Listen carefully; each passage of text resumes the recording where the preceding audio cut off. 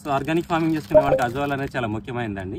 Azole అనేది ఒక గడ్డి మన నాచు అంటాము. ఇది చూడండి వాటర్ మీద పెరుగుతుంది ఈ నాచు.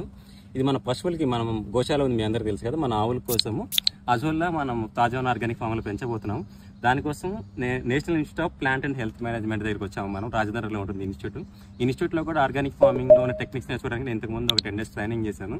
ఆ పరిచయంతో ఫార్మర్స్కి వీళ్ళు మనకి ఇస్తున్నారు. సో ఇక్కడ మనం అజోల్ అనేది కలెక్ట్ చేసుకోవడం జరుగుతుంది. కొంచెం దగ్గర నుంచి చూపించు.